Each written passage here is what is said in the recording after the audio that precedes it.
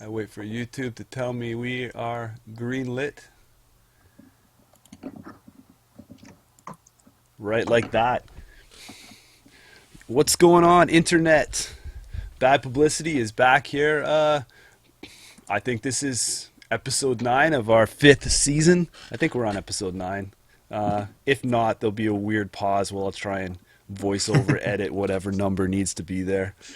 Uh, Alex, Miles, what's going down, guys? Hey, Chris. Thanks for having me. It's good to be here. Yeah, happy to be here and excited to talk some Netrunner again. Going Yeah, good. it's always good when we can get everybody together like this. Sometimes there's 4 of us still. I know we keep saying that, but there's a little guy in Alabama that doesn't like to get up too early, apparently. So what's happening Netrunner in your area, guys? Let's start with that. You guys, store championships kind of all wrapped up now, and we pushing into to regionals. I know the Canadian regionals are late in the summer, so we just sit back and see what everybody else is going to do for theirs and copy those. Store champs are over. Consequently, I got incredibly sick of competing and built a bunch of real crap decks and have been having a really good time as a result. Just like not competing. Yeah, it's been great. You know what I did? I did a cube draft for the first time. That was awesome. If Oh, you it's haven't done Cube's the that, best. Yeah, it's fantastic so, way to play Netrunner. yeah, really, really liked it. It was amazingly fun. There's almost always at least one good story from a cube draft, like something that happened in a game that's just crazy. Recently, I some guys in London went did a cube with the cube that Genesis and I developed a bit. Sadly, I wasn't there, but one of the guys there used the what is it, genetics like splicing, that 3-1 that puts a counter on a card. He used that to win along with a Project Beal because that is a combo if you're allowed to play multi-faction agendas. So Oh, that's yeah, always cool stuff happening. Dan D drafted an Apocalypse deck at Worlds, and that was fun to watch go off. Anyway, as far as my Netrunner stuff is concerned, yeah, same with me. Store champs wrapped up a few weeks ago, and much so would have liked to just embrace the week or so of jank that we can all play before regional starts. I just kind of took a little bit of a break from Netrunner. So I played in the GNK yesterday and had a good time, but yeah, it slowed down a bit for me, and I'm ready to pick up testing again. There are so many decks to test for regionals. Both sides of the meta look like Corp and Runner look really diverse right now. So we've got our work cut out for us if you want to be well informed. Which is good. It's good to see that you guys aren't one of the people that have quit Netrunner or raged out or, even put it down for a few minutes, right?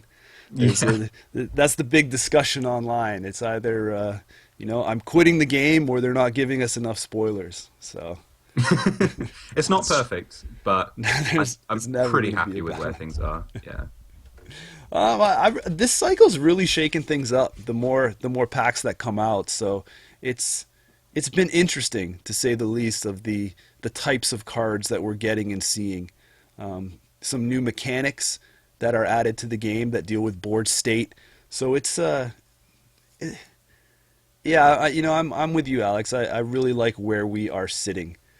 Um, I I th- think the best is yet to come. Yeah, I think one of the things that I'm really pleased with, I think that we've well and truly got to the point where like weird corp strategies can exist now. I think weird runner strategies have been able to exist for a long time. That's what Noise and like DLR have always been, for example. There's always been these like hyperdrivery weird shaper decks, but corps usually come into the has either been like Fast Advance or Glacier or some kind of kill deck.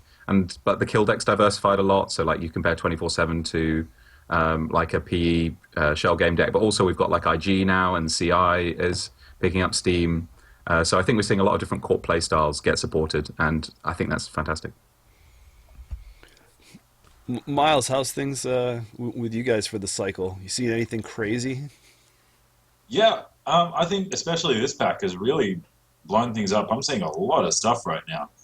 I mean, there's the IG is the biggest new thingy, the biggest new thing on the block, absolutely. But there's like all kinds of stuff. There's like Apocalypse Val, and there's Some people been on that block for a while and they're looking to yeah, leave. that's true. That's true. Yeah, I think it's pretty cool. There's a lot of stuff going on. And it's exciting. I don't know. I'm probably going to play in the H because I like it the most. But there's a lot of great stuff around at the moment. It's really interesting. There's a There's an NEH deck, and time will tell how good it is, but there's an NEH deck that uses one of the cards from this new pack, well, two of the new cards actually, and it's really, really exciting to play, and hopefully will turn out to be good, but yeah, it's a really exciting new way to play NEH, which is not something you say very often, so yeah, lots of exciting corps right now, which is usually I'm only ever excited about Runner, but now I'm really, really excited to see what corp I want to play. Yeah. Is It's that political dealings? It involves political dealings, yeah, we'll get onto that.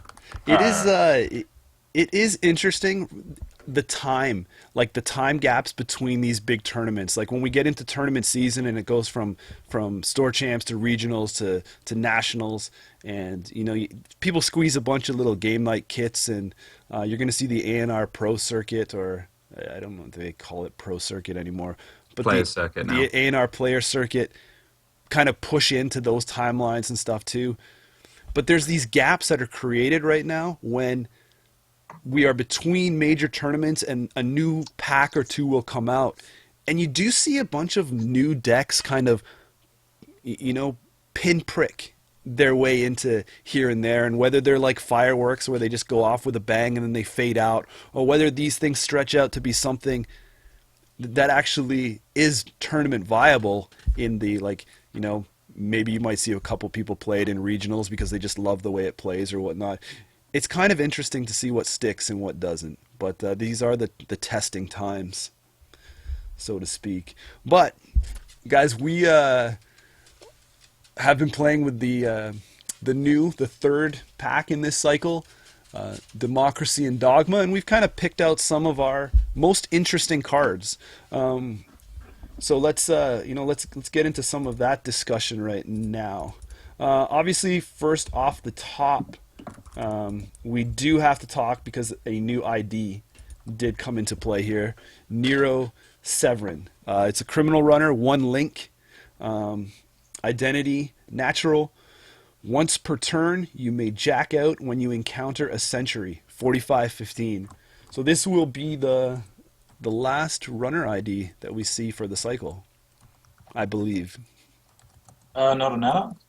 I don't think Anarch is getting it. From whispers in the wind, they got enough in the big box. So The Princess Space Kitten. What the hell? well, we can hope and dream, but the whispers on the dark web tell us that Anarch will be next cycle. The longer they don't print Princess Space Kitten, the more exciting and ephemeral the idea will become. I want to see them wait like 2 cycles.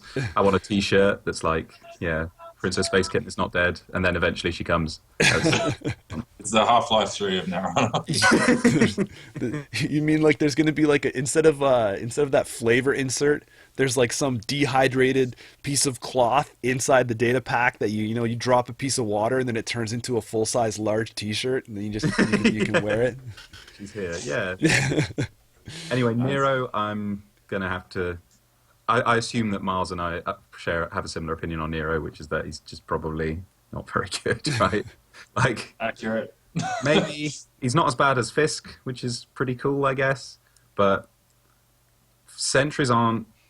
Fairy is in faction, which makes Nero a lot less exciting because they already have a great anti-face check card, and Fairy does more than anti-face check. It's just an efficient breaker, so you want to play it anyway. I don't think Nero doesn't play Fairy, which I think says a lot about his ability and how powerful Fairy is. And the jack out thing, like having face checking a sentry and have it be a catastrophe is actually fairly rare if you're playing decently enough, right? Like you spare those clicks for Itchy, and Archer is telegraphed a lot of the time. And like Kamino, I guess, is a card, but you can Mongoose breaks Kamino pretty well as well. So I guess Nero allows you to run fairly aggressive, and jacking out for Gutenberg is nice, I guess. But it's just not a numbers ID, and Criminal has great numbers IDs. Leela and Andy and Gabe are all great. Yeah, I think that this came at a weird time.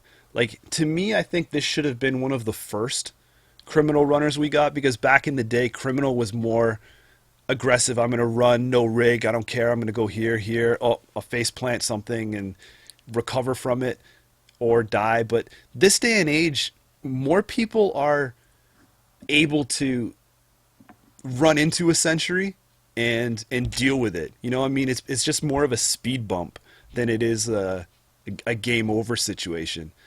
Cortex Lock surprised a bunch of people, but I mean, when it came out, but Nero ain't really doing much for you. I mean, I think a lot of people are going to try it with the au revoir, snitch, jack out, do a bunch of stuff, but there's just not really a lot of jack out stuff that's worth playing. No, and yeah, like 6 months or so, or maybe a bit more ago, when Architect was literally everywhere, like it was in practically every NEH deck and every HB deck, and those were the two best factions. Maybe this is pretty good because face checking an Architect early as criminal was a bit of an issue because they basically got a free turn. But Architect is at an all-time low. I can't even remember the last time someone read an Architect against me. Yeah, no one respects Architect anymore. Yeah, I agree. This ID, it's not a numbers ID, and it's not an exciting non-numbers ID. You know, like Yeah, I Mila is agree. an exciting ID, and even Kit, they're weird and they have weird, cool reasons to play them. This just isn't that exciting to me. Yeah, this is I mean, if you for the ice, whatever we call this trio of runners, Kit, Nero, Quetzal, you know, Nasir? Oh, no, that's a different thing. right? These That's an exciting one. these barrier or these ice type runners that do Yeah. something with a certain type of ice. We haven't seen, like, Kit hasn't been dominant, and Quetzal hasn't been as dominant, and I don't think Nero will be as dominant. When you only focus on one type of ice as your power, you're really putting your faith in the hands of a runner that's going to include that type, and a good enough quantity that you'll be able to, you know, make use of it. Yeah, I agree. I think if Nero hadn't tried to be part of that, you know, that ice subtype trifecta, and had just been once per turn, you can jack out when you encounter a piece of ice, I still don't think he would be great, but I would have liked to see that at least, so you could, you know, leave when there's a toll booth or, I don't know, like an Inazuma or something, so at least he'd be pushed a little further, or some kind of mythic ice, I guess. But as is, it's literally only sentries. Some decks don't even run sentries, or they run very few. I've been playing a lot of Palena, and I play 3 pups, and that's it. So it's a free cerebral static. Yeah, and Mine has exactly swordsman, like one swordsman. Yeah. in those two centuries right there, they're not like, even if you couldn't jack out, if you face plant a pup or if you face plant a swordsman, hopefully you can, you know, pup you can just, you know, pay the little tax, but I mean swordsman, hopefully you don't only have an AI breaker out, but I mean it's not game over for you. You could play Nero as part of some kind of Faust deck, so the swordsman factor is irrelevant, but your idea is literally hating on one card at that point, because Faust breaks all other sentries, so... Yeah. I feel like he could have just had Quetzal's ability. He could have been like bypass a sentry once a turn. That would have been good, but it's still not too good. Yeah, it remains It's a to see. It remains to see what kind of support that he gets. We had a conversation about Nero at the game store the other day, because obviously Rebirth is coming, and we were like, when would you ever even rebirth into Nero? And you have to think of some very esoteric situations before that's ever a thing you're going to do. And then when, you know, especially when you pair him with his console, like the Reflection, where whenever you jack out, the corp reveals one card from HQ at random. I mean, part of you, wouldn't you rather just go in to HQ and get an access rather than that random reveal? I mean, because my luck, I random reveal the agenda, run the hand, and then don't get that same agenda, and I'll be so ticked. Yeah, C1 at random is just not particularly exciting, I don't think, because if they've got a 5-card hand, which they usually do, that information tells you barely anything. Revealing the whole hand is something that they've put on cards that haven't seen play, but that's a bit better, because you can at least see, you know, how many agendas, or do you have Sea Scorch in hand, or something like that. But one at random, it's very hard to glean any truly useful information from it. Yeah. So, I mean, there's the rundown on Mr. Nero. Like I said, to me, I think he should have came out earlier in the game, and he would have been more of that stepping stone into criminal, to be that aggressive when they were aggressive. And now, especially with Leela out, she's obviously one of the best criminal runners, so to take Nero over her, you're gonna handicap yourself. Didn't Andy just win a US regional as well? There's Yeah, some, like, I guess Criminal's back again, which is pretty cool. yeah, Well, right. But there's not even to me if I feel enough in a deck building status to dabble with Nero. Like I said, the au revoir thing is just kind of meh. From Yeah. from my flavorish pool. You guys have anything else to say about our newest runner ID? I like the art. Yeah, Yeah, he's I quite balling. like the flavor. Yeah, he's balling out of control. the I quite man, like the flavor That's a text. sex club. the man in white. Yeah, I read the little flavor insert. He's from England. That's cool. English runners. Yeah. Like you print an English criminal ID and you don't make it good. Like have these guys even heard of Dave Hoyland? Come on. Never mind. Yeah, I got a chuckle out of it. Miles, this is you flipped through the pack and thought this Sensei Actors Union was particularly interesting. The asset political 0 to res, 2 to trash, 2 influence. When your turn begins, you may draw 3 cards if there is no ice protecting this server. If you do, add 1 card from HQ to the bottom of R&D. So this is the new political subtype. Yep. Take it away, man. What's your thoughts on this? I like it. It's really cool. So there's a few ways you can do this. Now, what's interesting about this is you draw. It's not like DBS because DBS is you add 1 of the cards you drew to the bottom, but this is add any card in HQ to the bottom of R&D, which is really good. So you draw 3, and then you look at your entire hand of now 8 cards or whatever, and you go, yeah, I'll just get rid of this Explodapalooza or this 4-2 or whatever that I can't possibly score. It's going to the bottom of R&D. And then you do your mandatory draw, which is a lot of acceleration in one go. It tends to die immediately. Like I basically have been playing it in NEH mostly, and I just straight swapped it for DBS because I wanted to see what would happen. And it's been really helpful. It doesn't stay up, but it gives you a lot of burst on the turn you res it, and it's a pretty potent threat. Like runners are going to have to kill it straight away. It's also really, really good for closing out a game. So if you just have a couple of them sitting out on the table unresed, you need to get those last few points out. You just go, okay, I'm going to res these 2, and then I'm going to draw 7 cards, and I'm probably going to find the last 2 points in those 7 cards. So that's pretty sweet. And also you can put it in IG and draw a ton of cards and throw them in archives, and that's pretty awesome too. What do you guys think? I like it. I think it's what we're starting to see here is replacements for cards that will be cycled out, like for choices, because obviously this is going to be linked to a Jackson Howard mechanic to be able to cycle your hand a little bit when Jackson leaves the game. They're not going to reprint Jackson, obviously, like word for word. So it's with a twist, right? You don't want to see the same thing over and over. What's your thoughts on using this paired with DBS? Well, it's amazing if you can fit it in. That's the problem with RT, but it's so cool because if you have this and DBS, you draw 4 cards and add 1 of those to the bottom, and then add another 1 to the bottom from your hand. So you get a lot of really, really awesome filtering. And if you have like 3 of these and 3 DBS, Yeah. what is that? 9 cards, add 6 to the bottom. I've been playing. I'm going to talk about this in a minute because it links to the card I'm going to talk about. But I have been playing. Just started to test a deck with 3 DBS, 3 Sensei Actors Union in it, and it is crazy. Like it feels like so. It's super cool because one thing that I always felt was interesting about the asymmetry of the game was Corp doesn't have a levy, so Corp doesn't get to play its deck twice in the way that Runner does. But when you get this and DBS, you actually just see your whole deck like 1.5 times because you put stuff on the bottom and you draw it again, and you will see every card before the end of the game. So unless you have literally no cards that are going to win the game, it doesn't matter. You'll see them. It's so powerful. And the other thing I want to say quickly about Sensei Actors Union is one of the reasons this card is so strong is because it really only needs to have its effect once to be worth a click, especially in NEH where you drew a card when you played it.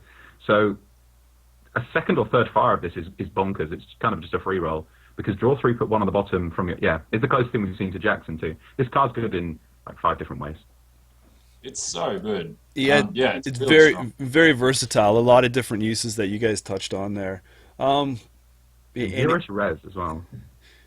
Yeah. very very interesting to see it be this political situation because you know how many times do you think like Alex when you play this card, they're coming after it right away, right? They Yeah, so but a lot of the time, NEH is very asset spammy anyway, so you don't really mind that it's a must die because your deck's already full of must dies. Like Sansan exists. That's obviously a card they have to kill. Team sponsorship a lot of the time, if you're playing that, that has to die. Mumba Temple is making God knows how many credits if they let it stay up for 2 or 3 turns. So they will run out of clicks a lot of it. Like this is only 2 to trash, but that's not irrelevant. But they could just run out of clicks, and if their plan to trash all your stuff is imp, God forbid, because they don't want to have to use an imp on something that costs you 0 to res. So you have like the more time goes by, the less chaff assets and upgrades you play in your NEH decks, and you've just got this whole deck of threats. What can they leave now? Like Pad Campaign, I guess. That is something that Yeah. they're not bothered about. Turtlebacks in the mid to late game. Cyberdeck's Virus Suite needs to be trashed a lot of the time. Like, how many clicks do they have? So, yeah, it's not going to matter. And if you're playing like a hostile infrastructure style deck, which I have played out of NEH, then this has that extra text too. So, Yeah, and as you Apocalypse. said, oh, sorry. Sorry, no, I'm done. Off you go. Oh, no, I was just going to say, like, as you say, even if it only fires once, it's amazing. Yep. yeah, it's a free uh, what was the NVN's card? Anonymous Tip, was that it? Draw 3 cards. Yeah, I think it's better than that too, because there's always going to be one card you don't want. This Oh is yeah. like it's better than Heritage Committee. Oh, for sure, but I'm just saying like it's like equivalent to it, right? But better. Like draw 3 cards and Yeah, you know Yeah. any draw card in a card game, especially when you're drawing when it's letting you draw multiple in burst and then cycle one out of your hand, is automatically a good card.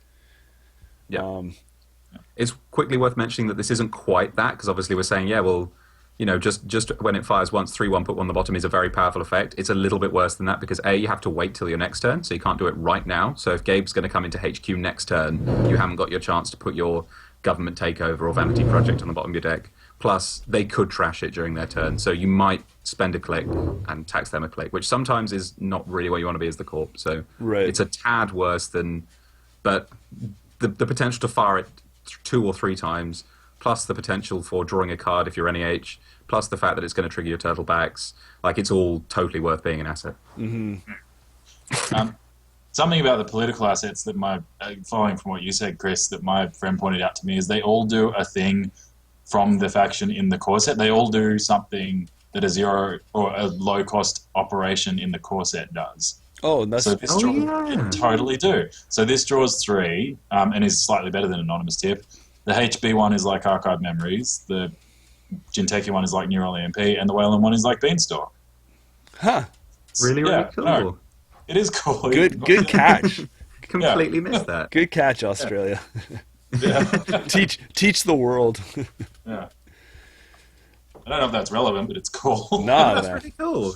Yeah. That's Glad I interesting. found out That's interesting how they look back at some of the design space and see what a faction does strong, or have something in faction and they tweak it, right? Interesting that they did look at the core set though for those. You know, sometimes you know you want to look at cards that are being cycled out and then tweak them, like you know the similarities with the Jackson Howard, but yeah, this card is going to be around for a while. Definitely see play. Let's transition over to your pick, Mr. Alex. Political dealings. This is 4 to res. It's seedy for those people that want to play off that subtype. Whenever you draw an agenda, you may reveal and install it. This is 3 to trash.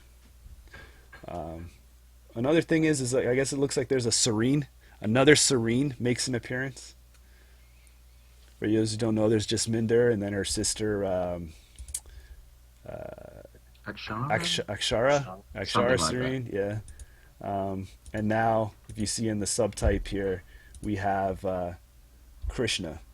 Yeah, he's on a few of them. He's like, I think he's the one that works for Wayland or something. Oh, really? He's like It's the like big, the scumbag Serene. the Yeah. big daddy. Yeah. All right, Alex, take it away here, man.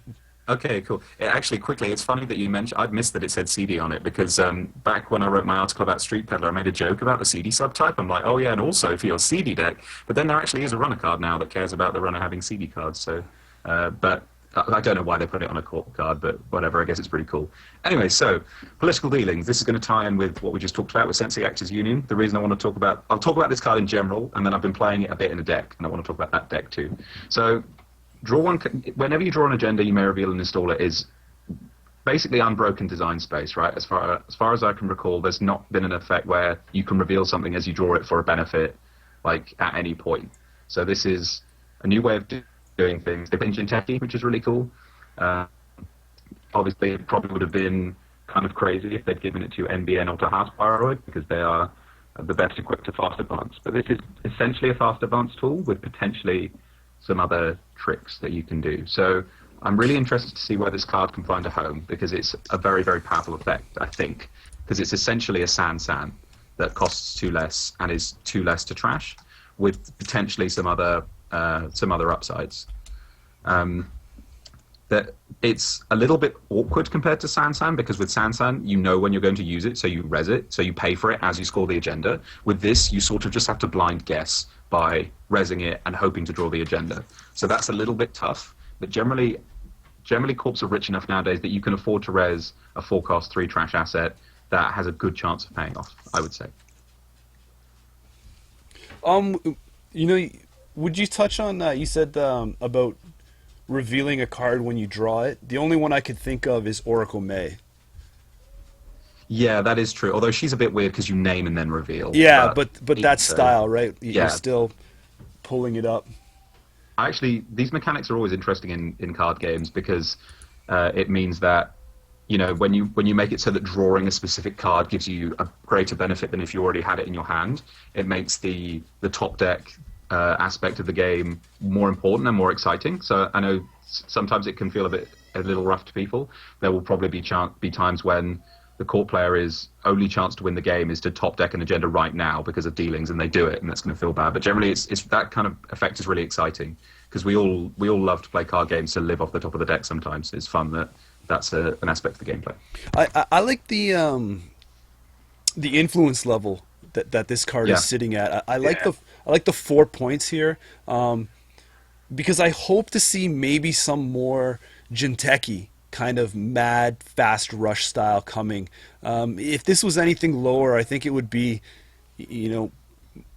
more leaning towards including in the yellow decks in an MBN style thing, the way that those can just train and bomb stuff out and score them with the Astros. But yeah, I think it speaks to the power of MBN that if this had been yellow, everyone would be freaking out. Yeah, the game would be broken, right? Yeah. A new wave of people quitting. Yeah. But do you what idea are you seeing this try in? You seeing in some kind of weird biotech? Draw your agenda, put it down, flip your ID, use the 4 advance. Cool. Yeah. I've been theory crafting Jinteki Fast Advance a little bit because I think it's really interesting and I want to play this card. And you've got Agriplex, which does combo with it, so there is one infection card. Right. And then you probably splash DBS and Sensei Actors Union anyway. Medical Breakthrough is obviously rewarding you in some sense for Fast Advance. And Clones Are Not People is in this pack, and that also kind of wants you to score agendas, and that might have Fast Advance potential. So the Jinteki aspect is, I don't know yet, because I don't know what Jinteki ID wants to be fast advanced. Maybe it's biotech, it could be IG, but that seems awkward. It could be RP, because it's annoying for them to trash your dealings and your sands. But I wanted to quickly talk about a deck I've been testing a little bit, which I got from Simon Moon online, which is just an NEH deck that splashes 3 of these, and some sands and some Astro scripts, and that's its whole influence. So I've been testing a little bit of that, because he was sharing it in StimHack Slack, and you play 3 Sensei Actors Union, 3 Daily Business Show. You're drawing so many cards, and you'll see your entire deck throughout the game because you're seeing like 4, 5, 6 a turn. And then political dealings will almost certainly trigger because Sensei Actors Union with political dealings just ensures that you will find an agenda to install. If you It's draw so your powerful. if you draw your deck, you will see an agenda, is what you're saying, right? You Yeah, should. exactly. You should. And then if you're drawing your deck, political dealings is a Sansan that actually costs 2 fewer. So it's super interesting and powerful. And there's actually another aspect I want to talk about because this blew my mind. And this is too cute, but this is really, really funny. So he sent me the deck list. Sun Moon sent me this deck list, and I was like, okay, time to go online and test this. It has 0 Cyberdex virus suite in it. So I'm like, okay, well, we'll see how we go. And then my opponent installs a self-modifying code on turn 3. I'm like, well, Simon, how do I beat Clot? Do I just bait an agenda and purge? He's like, no, listen to this. Political dealings, and end of their turn, you res a Lily Lockwell. Lily Lockwell draws 2 cards when you res her. So at the end of the runner's turn, you use political dealings and Lily Lockwell to install an agenda, and then on your turn, you triple advance it, and Clot does nothing. And I won the game by doing that. It's the best. Oh my god. Yeah, I have to I send didn't this think of deck that. out. It's a really, really interesting deck too because it's so fast. You'll see your whole deck and it can pay for itself because it has temples and sweep suites. So you're just playing this. It's this absurd glass cannon. I guess it's more like a glass race car actually because you're just speeding along, and you can just crash and die because your ice is just a bunch of cheap gear check stuff. But it is so fast, and I don't know. I think it's got potential. So I'll send the deck list over to someone at some point. But yeah, it's a bunch of gear check ice.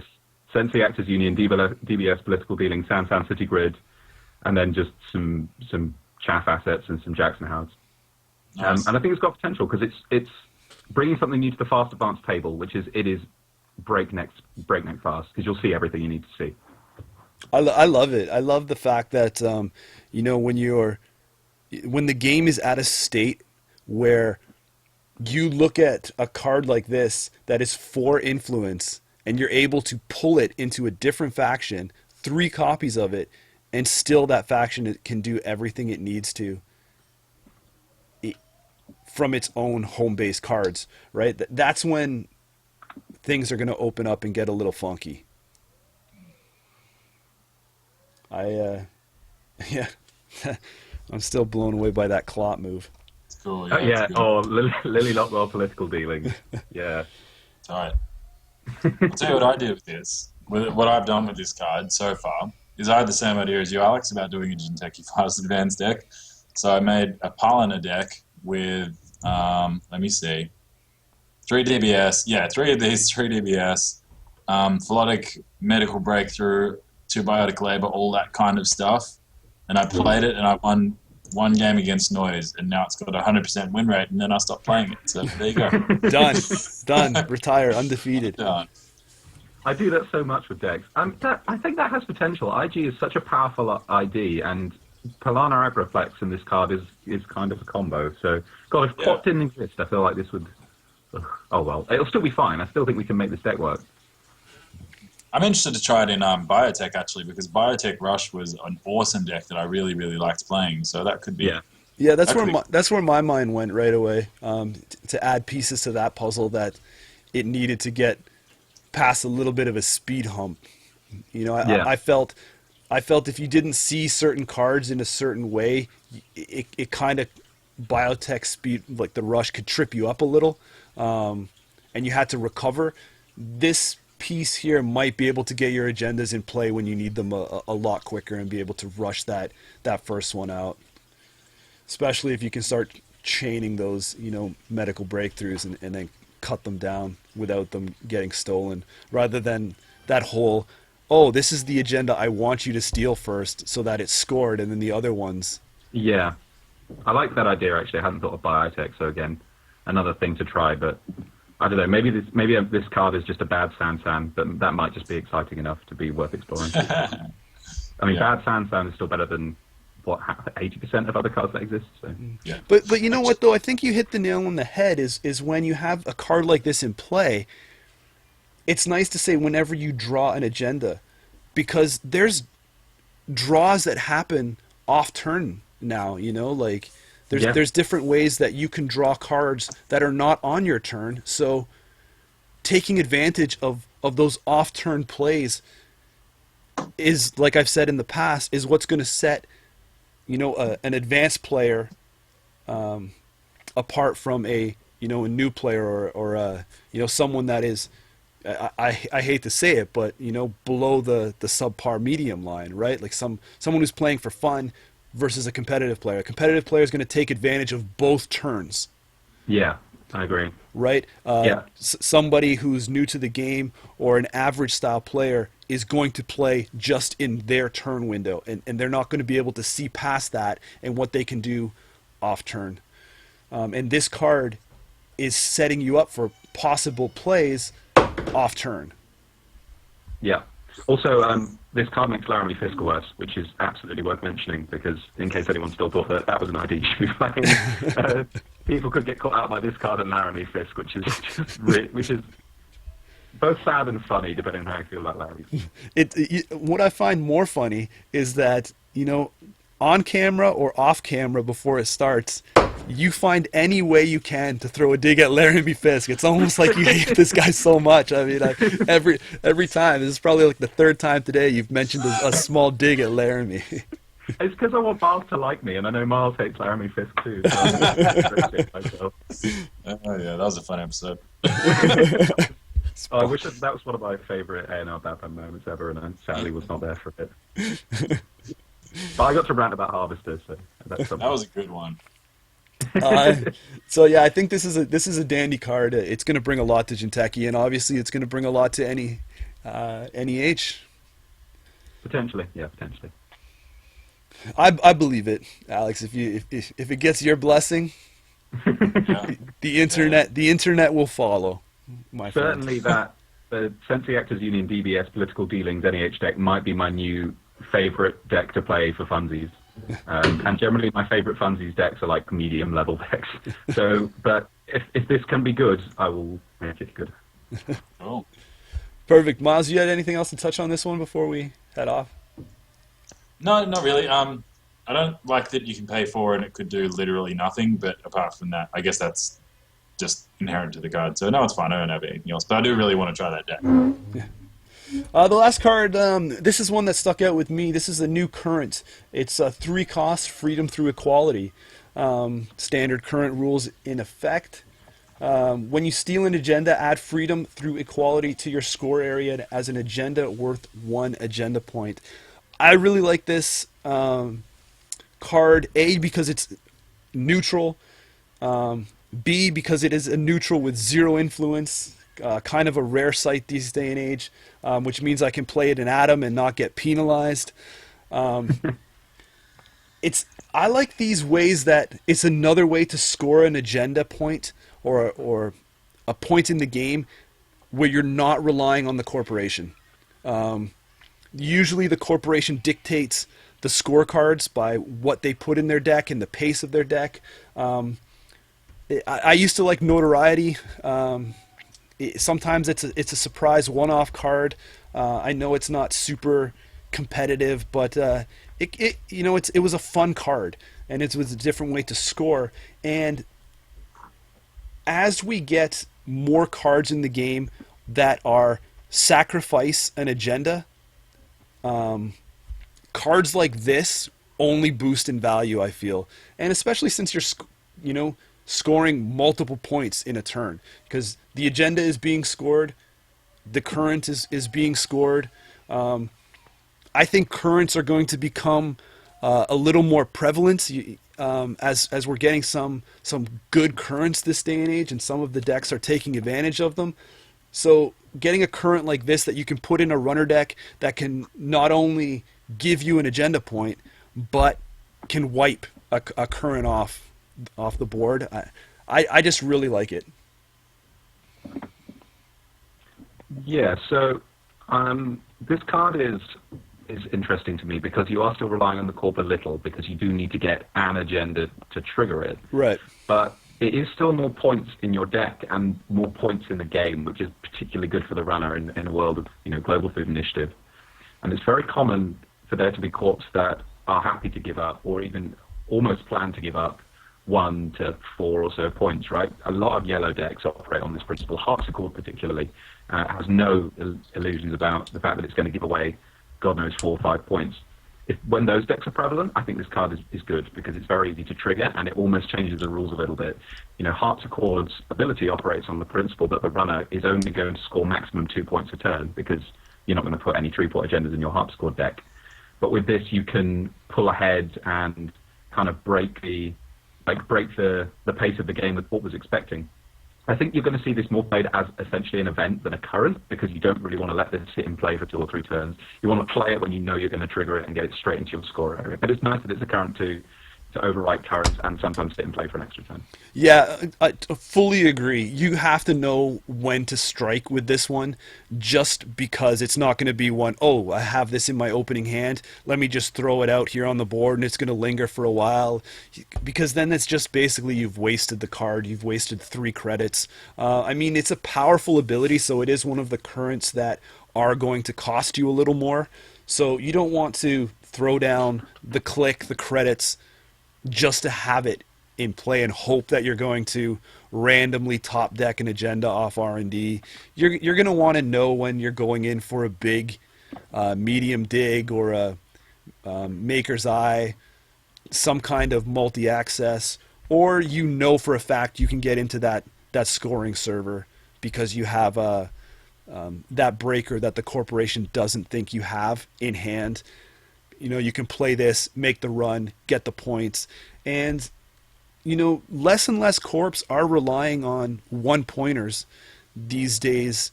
So like I said, some of these effects where you have to forfeit agendas, at least you're only giving up one of these rather than a 2-pointer or, obviously I don't think you'd forfeit a 3-pointer. The situation would have to be dire need, but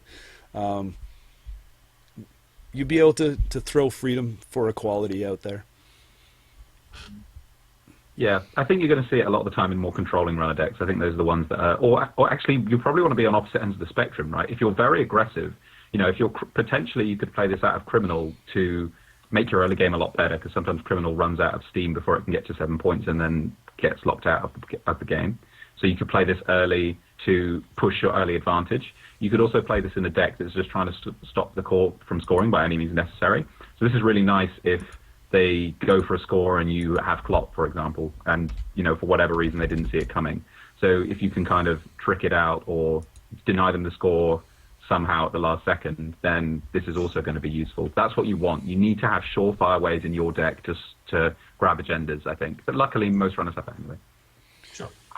Now that's some of my love for this card is, like I said off the top, is I really play a lot of Atom, and this does help me in Atom because I am getting that multi-access and that I'm putting that pressure on early game, and if I can get a brain chip out to help my hand size and my memory, because brain chip, right, is equal to the number of agenda points you have, and this is an agenda point. Pulling a 2-pointer early, plus this 3 points in my score area early with Atom is just amazing. So, and like I said, it's 0 influence, so it fits in there.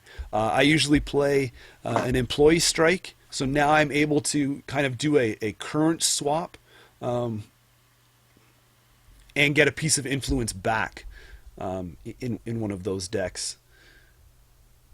So it's a card that I think is very interesting, and that's why I like it from a deck building perspective and a competitive pressure that I'm putting on the corporation when I carry a card like this in my deck. Okay. Miles, you sitting with any thoughts on freedom through equality? I have some thoughts. I have between 0 and 4 thoughts. Okay, so there's another one like this in Anarch, which is that theme of like a current that you intend to keep snowballing off, because I think it's Power to the People, where you gain 7 the first time you access an agenda. This turn, you know that one? Yeah. That event? So that's a thing.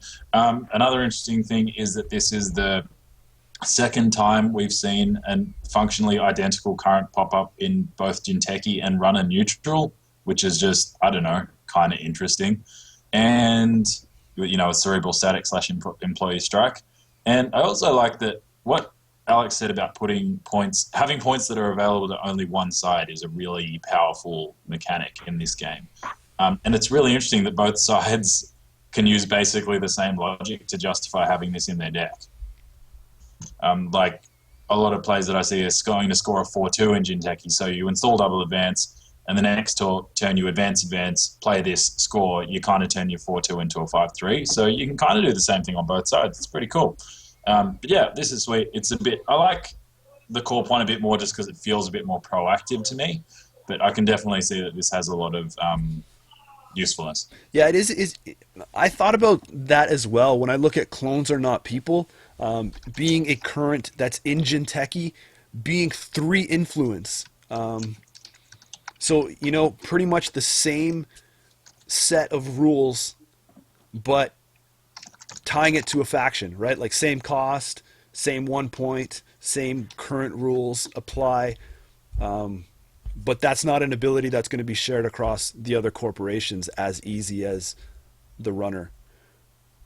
I don't know what the reasoning behind that was off the top of my head. I haven't really looked at the game design and the state, but I don't know. I just thought it was very interesting, and it must be somewhat powerful that they've given this ability to one side and restricted on the other. So That's interesting. they're seeing something there that maybe we're not, and maybe there's something coming that a lot of people will all of a sudden start playing Freedom Through Equality. Or it's in a balance issue. Maybe they figured the runner needs a boost right now. Maybe. Yeah, good call. I really like the flavor interaction on these two, actually. Yeah, absolutely. Clones are not people. Freedom through equality. Very cool. And yeah, very cool. You know what? I've read to play this if Harpsichord was everywhere. Like if Harpsichord was the best or one of the best decks, I think it would be very safe and probably good to put 2 of these in your deck. Yeah. I saw some cool off the cuff flavor text on Freedom Through Equality, where somebody says the way that they're standing is these people are clones, and clones have the barcodes written on the back of their neck, so they're all standing there covering their barcodes. Yeah, cool. So little Netrunner lore injected into this episode. Very cool. Do you guys have anything else for Freedom Through Equality? Nope. Don't think so. I think one thing you talked about forfeiting it's not so bad. I think that would be a bit more exciting if we didn't have Artist Colony, the fan site, as a thing. Yeah. Like, fan site is where you go if you want to forfeit stuff, right? So maybe if there was another effect you really wanted to do, if they printed another card as powerful as Artist Colony and you were really excited to forfeit agendas. But right now, if that's what you're all about, you can just get away with fan site, I think. Maybe I'm raining on the parade a bit, but I did want to talk about that. Yeah. So those were the standout cards that kind of jumped out to us as we rifled through this pack. I mean, we stayed away from some of the surefire hits. Obviously, bioethics is great if you're an IG player. Political operative councilmen are going to see play. Bailiff is a nice slot into Wayland, as the equivalent of small taxing like a pup and pop up. So those are the ones that automatically jump out at anyone. But these are the ones that we kind of thought were our tweaky, quirky little ones that we're experimenting with. One card though, do you guys want to touch on quickly at the end? I have to bring it up. Is this Akshira Serene? Yes. I debated making it my pick because I have experimented it with in Atom, because I have to use that first click as a run, always be running, right? So now I can have my full set of clicks with her, and then trying to offset it with some of the tools that are like Clot or the Source or Traffic Jam, just delaying, because obviously in a fast advanced meta this card is murder. right? Yeah. Yeah. So I think this is probably the actual worst card in the game.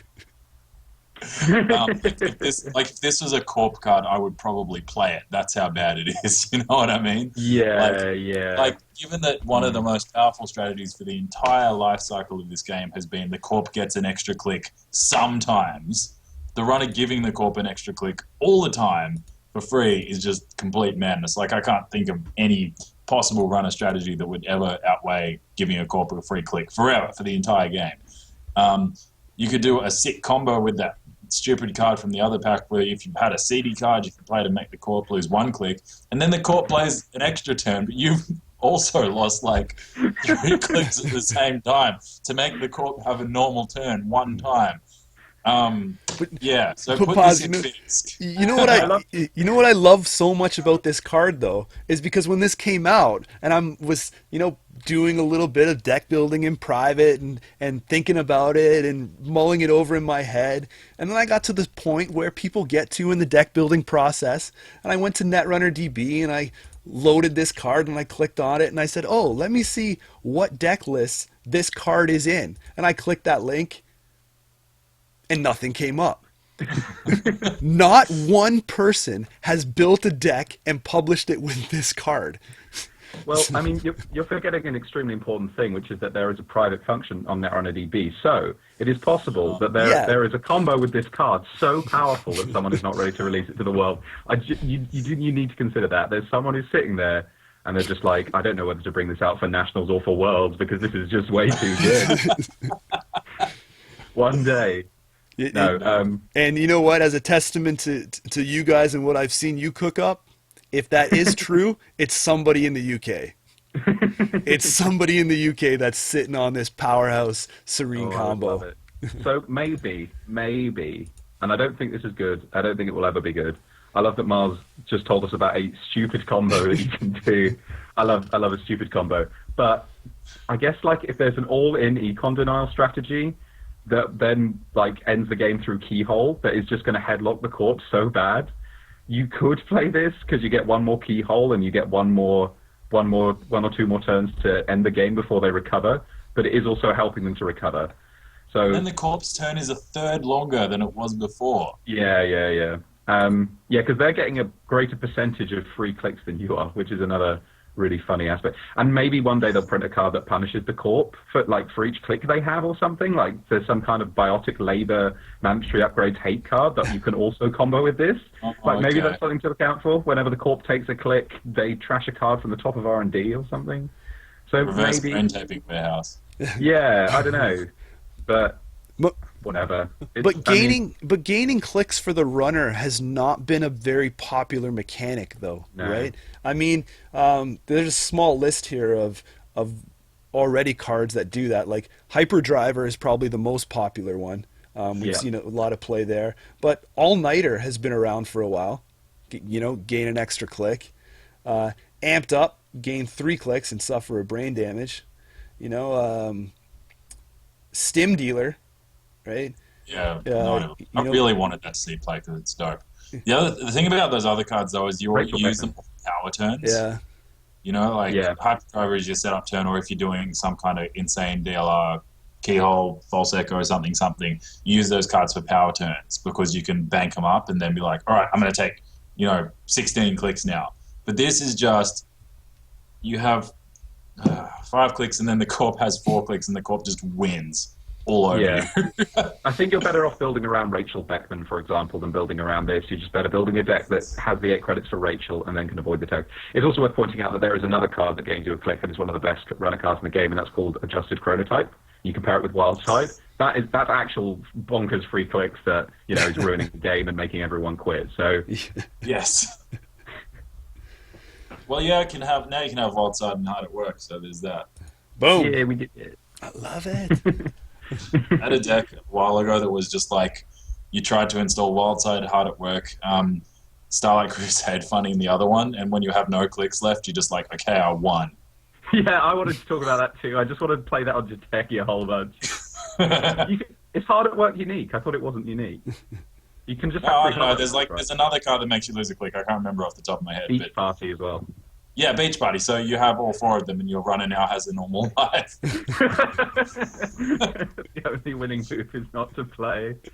Yeah, that's exactly right. I might start doing that at casual mini sets or something. Netrunner Solitaire. Look what I can build.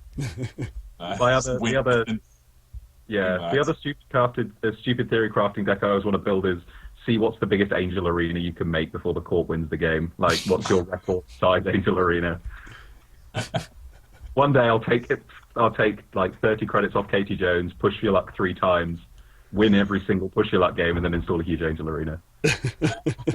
I'm sorry I took the podcast completely off topic, but I really wanted to talk about Angel Arena for a minute. Hey, you know what? I think that's the perfect way to come to a wrap. You know, post your Angel Arena decks down below, and Alex will critique and rate each one. Guys, thanks so much for taking time out of your weekend. Like I said before, it's always awesome when we can merge 3 time zones together and make these super episodes happen. Thanks a bunch for everybody who tunes in, wherever in the world you are watching this. You know, I probably should always say this off the top instead of for the 2 or 3 people that listen to the very end. But if you're not Patreon supporting us, feel free to go check that out. The link is over there. Thanks a bunch, guys. Until next time, Bad Publicity out. See you guys. Cheers, guys. See you around.